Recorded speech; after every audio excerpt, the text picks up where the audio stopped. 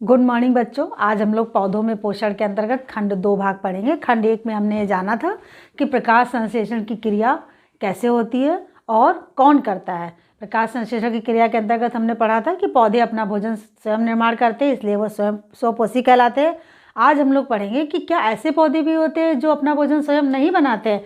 इसके अंतर्गत आज हम लोग पढ़ेंगे सबसे पहले परपोषी पौधे। क्या पढ़ेंगे? परपोषी पौधे। परपोषी पौधे कौन से पौधे होते हैं?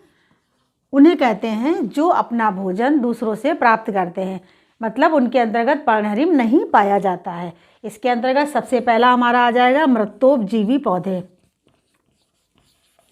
मृतोपजीवी पौधे वे पौधे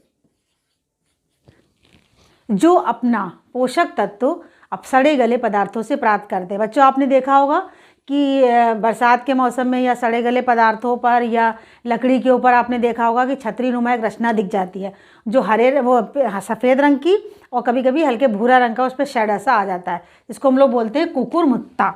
और जो ब्रेड खराब हो जाती है वो ब्रेड को कहेंगे ब्रेड मोल्ड। ये हमारे मृतोपजीवी पौधे हैं जो सड़े गले चीज़ों से अपने पोषक तत्वों को प्राप्त करते हैं। इसके बाद दूसरा हम पढ़ेंगे परपोषी पौधे। परपोषी पौधे के अंतर्गत परजीवी पौधे। परजीवी पौधे कौन से हैं? ये 2 प्रकार के होते हैं। इसमें सबसे पहले आंशिक परजीवी, आंशिक परजीवी, और दूसरा पूर्ण परजीवी। दूसरा कौन सा? पूर्ण परजीवी। आंशिक परजीवी के अंतर्गत अमर बेल, सभी बच्चों ने देखी होगी, पीले रंग की बेल पेड़ पर चढ़ी होती है, कभी कभी पूरे पेड़ को वो छा लेती है। दूसरा पूर्ण परजीवी, जिसके अंतर्गत चंदन होता है, जो पोषक तत्वों को, खनिज लवणों को दूसरे पदार्थों से प्राप्त करता है।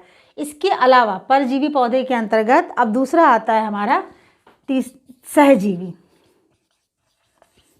सहजीवी पौधे।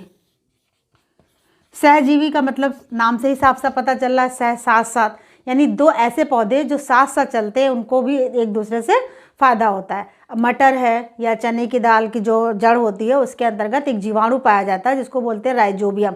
वो राइजोबियम जो होता है वो वातावरण की नाइट्रोजन को घुलनशील नाइट्रेट्स में बदल देता है, जिसको पौधे जो है अपनी जड़ों के द्वारा अवशोषित कर लेते हैं। वायुमंडल में हम जानते हैं कि बहुत सारी मात्रा नाइट्रोजन की होती है और नाइट्रोजन हमारे लिए ज़रूरी है, लेकिन हम उसको तुरंत प्रत्यक्ष रूप से ग्रहण नहीं कर सकते, पौधे भी नहीं कर सकते। इसीलिए ये राइजोबियम जीवाणु जो होता है वो मटर की या दालों की जो जड़ें होती है उनमें पाया जाता है, और ये नाइट्रोजन को नाइट्रेट्स में बदल देता है, घुलनशील होती है वो, और जल के माध्यम से पौधे उसको अवशोषित कर लेते हैं। तो इस प्रकार राइजोबियम को क्या, पौधों को तो फायदा हो गया कि नाइट्रोजन नाइट्रेट्स के रूप में उन्हें प्राप्त हो गई। अब इसके बदले में राइजोबियम को क्या फ़ायदा? राइजोबियम को फ़ायदा ये होता है कि उन्हें रहने के लिए उनकी जड़ों में स्थान मिल जाता है। इस प्रकार ये दोनों, यानी मटर का पौधा और ये दोनों को लाभ हो जाता है। इसको बोलते हैं सहजीवी पौधे, और इनके जीवन को बोलेंगे सहजीवन। इसके अलावा एक लाइकेन भी इसका उदाहरण है, जो शैवाल और कवक दोनों के साथ होता है, और लाइकेन इसका एक अदर उदाहरण है। इसके बाद हम पढ़ेंगे चौथा मेन रूप से हमारा कीटभक्षी पौधे।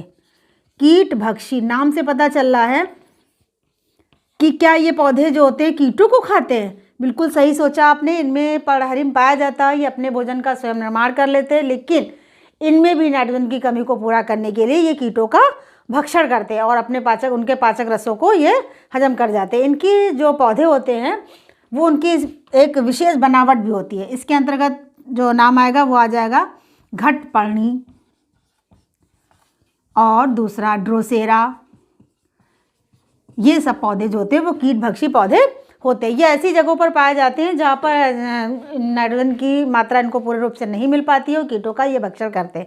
अब आइए ये परपोषी पौधे जो है, इसके अंतर्गत मृतोपजीवी, परजीवी, सहजीवी या कीटभक्षी पौधों का हम चित्रों के माध्यम से अध्ययन दोबारा करते हैं।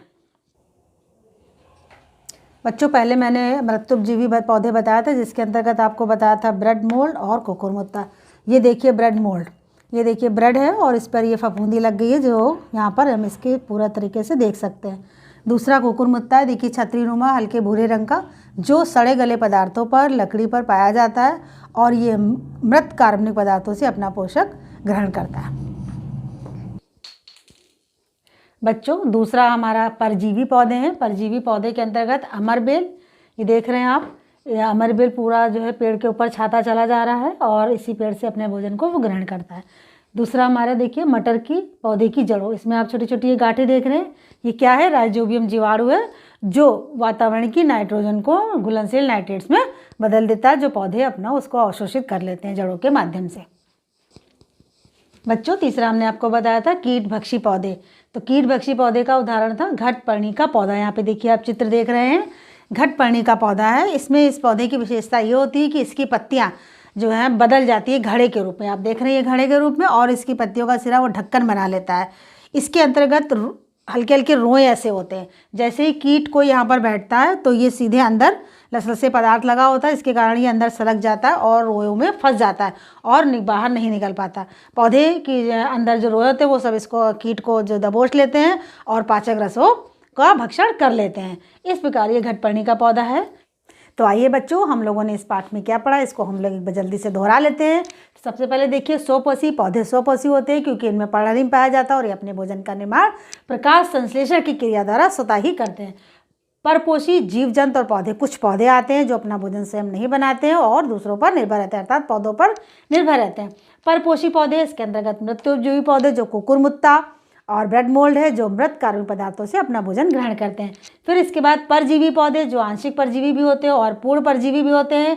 तीसरे नंबर पर आता है सहजीवी। सहजीवी का मतलब हम साथ साथ रहें, हमें भी फायदा और तुम्हें फायदा, जैसे कि मटर की जड़ों में पाए जाने वाला राइजोबियम, जो कि वातावरण की नाइट्रोजन को घुलनशील नाइट्रेट्स में बदल देता है और पौधे उसको अवशोषित कर लेते हैं। फिर इसके बाद कीटभक्षी पौधे, जिसमें घटपर्णी और ड्रोसेरा होता है, नाइट्रोजन की कमी इसमें पाई जाती है और इसका पत्तियां भी इसमें घटपर्णी घट के रूप में रूपांतरित होकर भोजन को ग्रहण करती हैं। धन्यवाद।